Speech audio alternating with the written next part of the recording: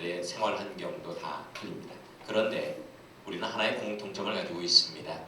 그것은 뭐냐? 우리는 크리스찬이라는 겁니다. 우리는 크리스찬이에요.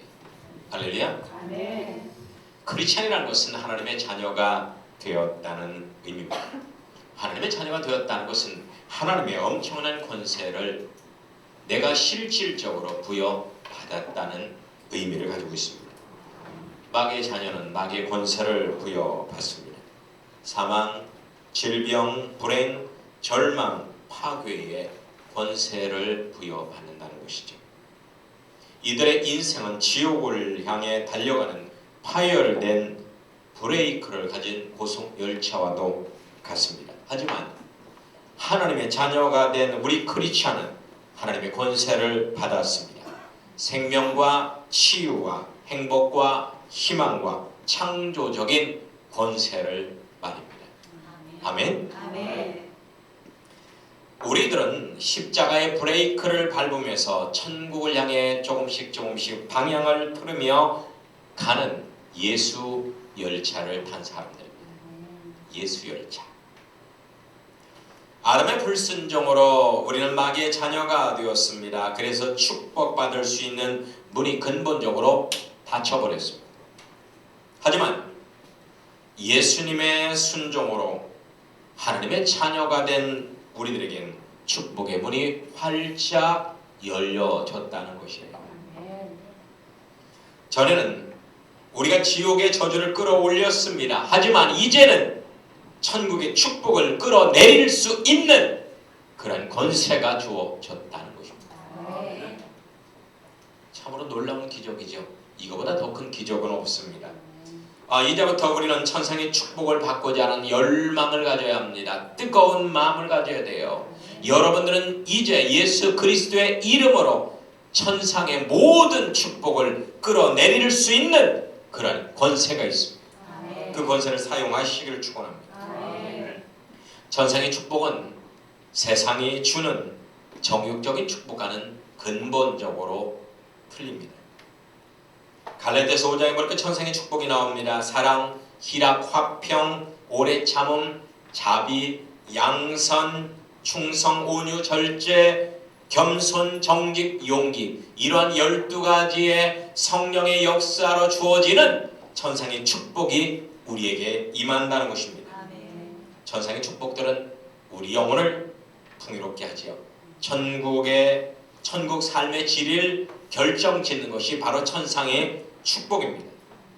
그런데 문제는 이 축복을 받을 그릇이 준비되어야 된다는 것입니다. 아무리 많은 축복을 하나님께서 내려준다 할지라도 그것을 받을 그릇이 없다면 아무 소용이 없는 것입니다. 구원받아 광야에 나온 이스라엘 백성들에게 매일 아침마다 여지없이 천상의 축복인 만나가 내렸습니다. 사람들의 경건 여부와 상관없이 만나가 내렸습니다. 그 사람이 기도 잘한다고 많이 내리고 못한다고 조금 내리고 잘생겼다고 많이 내리고 못생겼다고 조금 내리고 이것은 전혀 없었습니다. 동일하게 내렸습니다. 동일하게. 그런데 문제는 그 축복의 만나를 담을 수 있는 그릇이 있는 자만이 그 만나를 걷어갈 수가 있다는 것입니다. 그 그릇을 준비하시라는 거예요. 여러분들이 얼마든지 여러분이 갖고 있는 그릇을 비우기만 한다면 하나님이 주시는 축복을 채울 수 있습니다. 천상의 축복은 하나님의 자녀라면 누구든지 동일하게 내립니다. 여러분, 축복을 받기 위해서 심령을 비우는 걸 우리는 뭐라고 해요? 회개라고 합니다. 하나님이 주신 신령한 축복을 받기 위해서 나의 어떤 세상적인 어둠을 비워내는 그런 것을 회개의 삶이라고 하는 겁니다. 회개의 삶. 다종교는 단순히 비우는 것을 목적으로 합니다. 하지만 우리 기독교는 채우는 것을 목적으로 합니다. 채우기 위해서 비우는 겁니다. 우리는 분명히 무엇을 채울지를 압니다. 그래서 우리 심령을 비우는 건데 모든 타종교는 채움에 대한 개념이 없습니다. 그냥 단순히 비우는 겁니다. 완전히 비우고 나니까 그 사람들 그 비운 곳에 악한 영이 채워진다 할지라도 그들은 그것을 인정할 수밖에 없는 것이에요. 우리는 분명한 목적을 갖고 비우는 것입니다. 체험을 믿기에 과감히 비우는 희생을 감수하는 것이 우리 기독교란 말입니다. 여러분, 생활 영성이 무엇일까요? 생활 영성은 일상에서 채우기 위해서 비움을 생활화하는 성경적 경건 생활이 생활 영성입니다. 비우는 거예요. 나의 조급함을, 나의 혈기를, 나의 탐욕을 비우는 겁니다.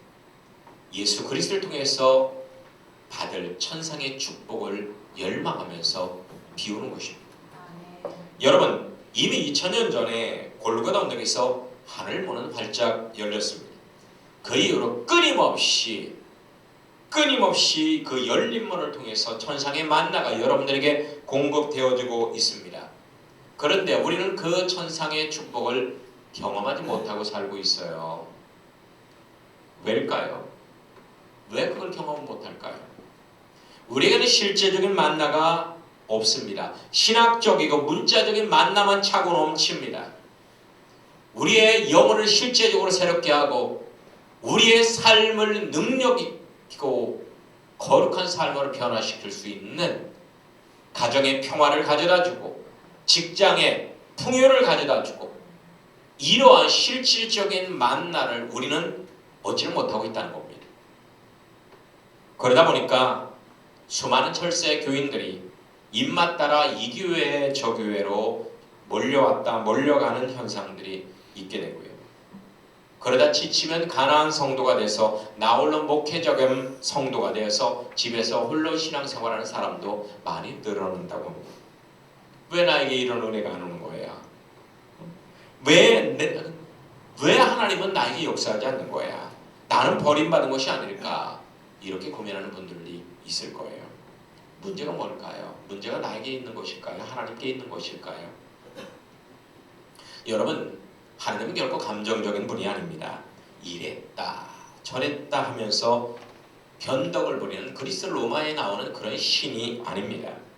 우리 하나님은 어제나 오늘이나 영원토록 동일하신 예수 그리스도, 그분이 우리의 하나님이 되십니다. 그렇다면 여러분 축복받지 못한 주된 이유가 뭘까요? 바로 축복받을 수 있는 그릇을 준비하지 않았기 때문입니다. 축복받을 수 있는 그릇을 준비해야 된다는 거예요. 우리 마음의 그릇이 비워져 있지 않기 때문에 하나님이 주시는 무한한 축복을 받지 못한다는 겁니다. 오늘 본문 말씀을 한번 보시기 바랍니다. 큰 집에는 금그릇과 은그릇뿐 아니라 나무그릇과 질그릇도 있어 귀 쓰는 것도 있고 천하게 쓰는 것도 있나니 그러므로 누구든지 이런 것에서 자기를 깨끗하게 하면 귀 쓰는 그릇이 되어 거룩하고 주인의 쓰심에 합당하며 모든 선한 일에 준비함이 되리라. 아멘. 제가 어렸을 때도 저희 고향집에 여러 종류의 그릇들이 있었습니다. 지금은 거의 종류가 두 종류의 유리그릇 아니면 사기그릇 이 정도 그릇 종류인데요. 저희 고향에는 여러 종류의 그릇들이 있었습니다. 놋그릇, 또 사기그릇, 나무그릇, 그 다음에 지푸라기로 만든 지푸라기 그릇, 그 다음 종이로 해서 만든 종이그릇, 그 다음에 박나무로 해서 만든 박그릇, 그리고 또 질그릇, 이렇게 다양한 그릇들이 있었습니다. 질그릇도 용도가 다양했죠. 된장을 넣는 된장 항아리, 간장 항아리, 고추장 항아리, 소금을 넣는 소금 항아리, 똥을 넣는 똥 항아리, 이렇게 다양한 그런 질그릇들이 있었습니다. 여러분, 우리의 심령은 이런 그릇과 같은 거예요. 분명히 그릇에는 크기나 질이 차이가 있겠죠. 하지만 좋고 나쁨을 떠나서 그릇을 비워놓으면 받을 수 있습니다. 비워놓으면 받을 수 있는 거예요. 비워놓으면. 할렐루야. 네. 제가 어렸을 때 저희 어머니가 그러더라고요. 너 엄마가 어떻게 네 응아 받는 줄 알아? 어떻게 받았는데요? 하니까 어머니가 이렇게 밥을 먹는데 제가 옆에서 응아가 마렵다고 하더래요. 그러니까 저희 어머니가 밥그릇을 밥을 크게 말아서 그냥 맛있게 탁 먹은 다음에 엄마의 빈 밥그릇에 재응아를 받으랬대요. 그러고 나서 다시 가서 깨끗이 닦아서 또 그걸 엄마 밥그릇 써. 내가 네 똥도 이렇게 내 밥처럼 받아냈어? 그러시더라고요. 여러분도 뭐 아마 그런 경험 없겠죠? 예. 그런 경험 없겠죠?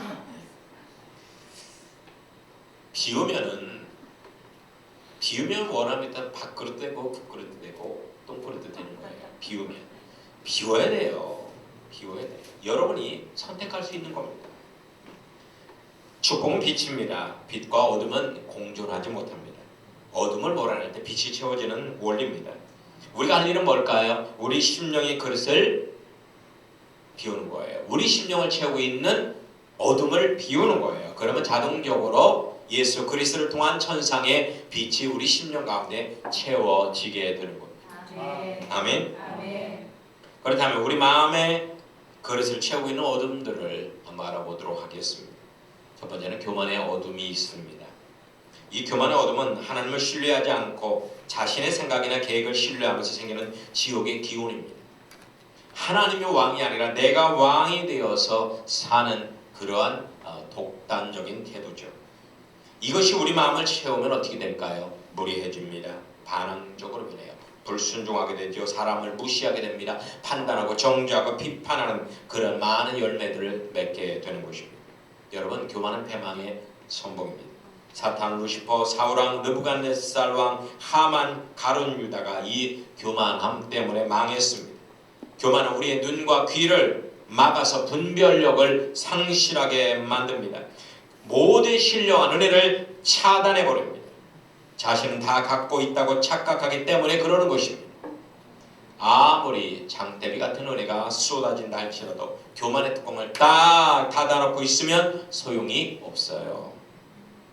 은혜는 어느 곳으로 임합니까? 낮은 곳으로 임하는 겁니다. 그래서 여러분들이 낮은 데로 임할 때 은혜를 경험할 수 있는 겁니다. 높은 곳으로 올라가면 결단코 은혜를 경험할 수 없습니다. 두 번째는 게으름의 어둠을 비워야 합니다. 이 게으름이라는 거는요, 달콤한 마약과도 같습니다. 빠져들고 나면 모든 기능을 저하시키다가 사람을 식물 인간처럼 만들어버립니다. 모든 허물의 기초가 되는 것이 바로 이 게으름의 어둠입니다. 허물이 많은 사람들은요, 게을러요. 정신을 바짝 차리면요, 허물이 줄어듭니다. 어느 게으른 태집사라는 사람이 있습니다. 이 사람 집에 도둑이 들었습니다. 다급해진 아내가 도둑이 들어오려고 해요. 당신 어떻게 좀 해봐요. 그랬어요. 그러니까 그 남편이 이렇게 말하는 겁니다. 뭐야? 도둑이 들어오려고 한다고? 이놈의 도둑 들어오기만 해봐라. 그랬어요. 도둑이 들어왔습니다. 여보 도둑이 들어왔어요. 빨리 잡아요. 그러니까 태집사가 이렇게 말합니다. 들어왔어? 이놈의 도둑 가져가기만 해봐라. 그러니까 도둑이 그 물건들을 다 자루에 담아서 가져가려고 하는 겁니다. 그러니까 여보 저거 다 담아서 다 훔쳐가네. 그러니까 뭐야 다 훔쳐간다고? 자 이놈의 도둑 그래 나가기만 해봐라. 가만 안 둔다 그랬어요. 그러니까 도둑이 유유히 나갑니다. 여보 도둑이 도망쳐요. 빨리 잡으세요. 그러니까 태집사가 이불을 박자고 펄떡 일어나더니 이렇게 소리쳤습니다. 야 이 도둑놈아 다시 오기만 해봐라. 가만 안 둔다. 예. 남일 같지가 않죠. 우리 같습니다. 우리 같아요. 게으름의 어둠이 차면은 기도나 예배나 봉사나 전도를 소홀히 하게 되고 결국은 중단해서 무서운 영혼 무기력증에 빠집니다. 영혼 무력증에 빠져요. 이 게으름의 어둠은 우리 상급을 다 깎아내서 부끄러운 구원만 받게 하고 천국 변두리에 갈 수밖에 없게 만드는 원흉이 바로 이 게으름입니다. 세 번째는 음란함의 어둠입니다. 이 성욕의 만족을 위해 생하는 음란한 행동들이죠. 비아그라 같은 정력 강화제 같은 것을 애용한다거나 성인용품 같은 것을 자주 이용한다거나 성인 유흥업소를 출입을 즐긴다거나 성인 화상 채팅이나 음란 사이트 회원에 등록해서 자주 이용한다거나 동성애 같은 것을 즐긴다거나 이러한 것들이 바로 음란의 어둠에 사로잡힌 행동들입니다. 한국도 곧 차별금지법이 통과되고 동성결혼이 합법화되면 음란함이 보편화가 될 거고 오히려 순결하게 사는 사람이 비판받고 바보되는 소돔 같은 세상이 될 것입니다. 아멘. 어떤 유명한 가수 연예인이요 토크쇼에 나와서 자기는 크리스찬이기 때문에 순결 서약을 지켰다고 얘기를 하니까 거기 그 주변에 참여했던 그런 사회 보는 사람들은 막 그냥 박장대소를 하는 거예요. 그러면 지금까지 총각이란 말이에요. 와 기가 막히다 막 하면서 웃는 거예요. 예, 사실 저는 하나님 앞에 순결 서약을 했기 때문에 지금까지 그렇게 지키고 있습니다 하니까 다들 그 사람을 바보로 만들다. 바보로 만들다. 여러분에게 이름 대면 누군지 다 알 수 있는 그런 사람들. 여러분 결코 인간의 육체는 음란하지 않습니다. 육체는 음란하지 않아요. 하나님이 창조했기 때문에 그렇습니다. 음란한 육체나 음란을 조장하는 육체는 없습니다. 단지 타락한 욕망과 음란한 행동만이 있을 뿐입니다. 우리는 육적 음란도 조심해야 되지만 영적 음란도 조심해야 됩니다. 이것은 내 육적 만족을 위해 하나님의 뜻을 저버리고 세상과 즐기는 불법이 바로 영적 음란입니다. 내 정욕을 위해 하나님의 뜻을 저버릴수록 영적 감각과 분별력을 상실해서 우리의 심령이 점점 파괴되어 가는 것입니다. 네 번째로 아집의 어둠입니다. 따라서 해보실까요? 아집의 어둠을 비웁시다. 아집이라는 것은 자기 고집이죠. 욕심입니다. 좁은 생각에 집착해서 다른 사람의 의견이나 입장을 전혀 고려하지 않는 것이 아집입니다. 아랫사람의 말에 경청하지 않습니다. 그러니까 아랫사람은 간언하지 않아요. 경청하지 않으니까 간언하지 않아요. 흥선대원군의 세국정책, 북한 김일성 일가의 폐쇄정책 이런 것들이 아집이죠. 여러분 중국 불세출에 영웅하면 항우를 들 수 있습니다. 항우장수라고 하잖아요. 항우장수. 이 사람은요 정말로 많이 배우고 이 사람은 금수저입니다. 금수저. 그리고 대단히 힘이 센 바위도 거뜬히 드는 힘이 센 장수입니다. 그런데 이 사람이 무식한 동네 건달 출신 유방한테 완전히 패해서 천하를 잃어버렸습니다. 원인이 뭐에 있을까요? 유방은요 주색 잡기에 능해요. 진짜 뭐 공부도 안 하고 껄렁껄렁하고 여자 좋아하고 술 좋아하고. 그런데 항우는 일체 그런 걸 안 합니다. 근데 유방은 딱 하나 잘하는 게 있어요. 뭐냐? 경청을 잘해요. 경청. 그래서 노예가 하는 말도 귀 기울여 듣습니다. 그런데 항우는 워낙 자기 자신을 철두철미하기 때문에 자기 자신을 믿습니다. 그래서 간언을 전혀 듣지를 못합니다. 간언하지 못하게 합니다. 경청하지 않습니다.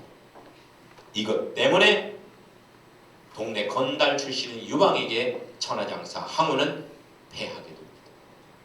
나중에 깨달아서 소용이 없어요. 그래 결국은 자기의 애첩하고 같이 자살하게 되죠. 여러분 독단적인 정치로 시민혁명을 일어났던 나라가 어디입니까? 프랑스죠. 그런데 독단적인 정치를 했던 왕비 마리 앙뚜아네트가 있습니다. 마리 앙뚜아네트. 이 사람들이 막 데모하는 걸 보고 물어봤어요. 아니 저 사람들 왜 쓸데없이 저렇게 데모를 하고 그러십니까? 하니까 신하가 왕비님 먹을 빵이 없어서 저런답니다. 그러니까 마리 앙뚜아네트가 이렇게 말을 하더랍니다. 빵이 없어요? 참 웃긴다. 빵 없으면 고기 구워 먹으라고 하세요.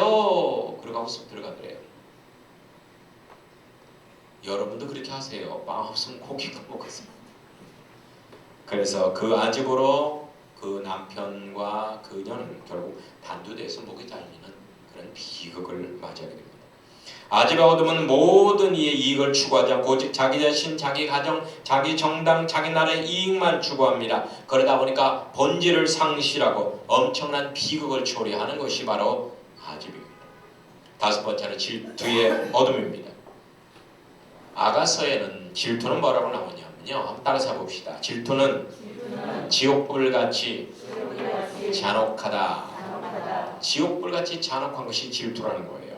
가인의 질투로 동생 아벨이 살해당합니다. 사울의 질투로 다윗 왕이 죽을 고비를 수없이 넘깁니다. 장희빈의 질투로 2년 왕후가 단명합니다. 바리새인들의 질투로 예수님이 십자가에서 죽습니다.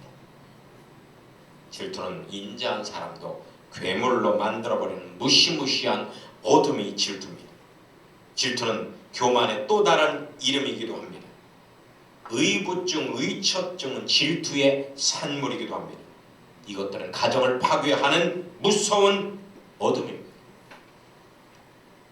어느 며느리가 시어머니를 심하게 질투했습니다. 예수님을 믿는 이 시어머니는 그것을 알았어요. 그런데 어느 날 이 며느리와 함께 뱃놀이를 가기로 했습니다. 그런데 이 시어머니가 걱정이 됐습니다. 아이고 이거 뱃놀이 갔다가 이거 내가 혹시라도 이거 빠지게 되면 분명히 며느리가 나를 구해주지 않을 텐데 어떡하지? 고민하다가 교회 목사님과 상담을 합니다. 목사님 이러저러 해서 이렇게 뱃놀이를 가는데 며느리랑 가는데 제가 물에 빠질 때 며느리가 과연 이 구명조끼를 저에게 던져줄까요? 그러니까 목사님이 안 던져줍니다. 안 던져줄 겁니다. 그럼 목사님은 어떻게 하면 좋아요? 뱃놀이를 꼭 가야 되는데 제가 어떻게 해야 되나요? 하니까 목사님이 곰곰이 생각하더니 이렇게 말을 하더랍니다. 집사님, 지금 당장 가서 수영을 배우세요. 예, 그러시면 됩니다. 그래서 그 시어머니 집사님은 나가서 열심히 수영을 배워서 뱃놀이를 성공적으로 마치고 왔다고. 여러분, 질투하면은요 인간관계가 단절돼요. 서로를 원수로 만들어요. 예? 부부간에도 질투하면 원수가 되고 형제간에도 자매간에 질투하면 원수가 되는 거예요. 상대방이 인격적인 사람으로 안 보입니다. 내가 제거해야 될 괴물로밖에 안 보이는 거예요. 이것이 바로 질투입니다. 여섯 번째는 포악의 어둠입니다. 이것은 사람들의 마음에 큰 상처와 트라우마를 만들어서 평생 힘들게 만드는 것이 포악이죠. 혈기, 의분, 퉁명스럽게 하는 거, 부수는 거, 폭력적인 거, 화내는 거, 특히나 언어폭력, 문자폭력, 주먹폭력, 영상폭력, 게임폭력, 이런 것들에 우리는 완전히 노출돼서 그 폭력에 시달리게 됩니다. 포악의 어둠은 폭탄과도 같기 때문에요, 엄청난 파괴력을 가지는 게 포악의 어둠입니다. 이 어둠에 잡힌 가인 아벨을 죽이지요. 압살롬은 이복 형제들을 죽입니다. 페르시아 하만은 유대인들을 다 죽이려고 합니다. 베드로는 이 포악에 사로잡혀 말구의 귀를 팹니다. 그러니까 예수님께서 그 귀를 다시 치료해 주면서 이렇게 말합니다. 검은 검으로 망한다. 이 말은 뭐예요? 포악은 포악으로 망한다. 포악은 포악으로 망한다.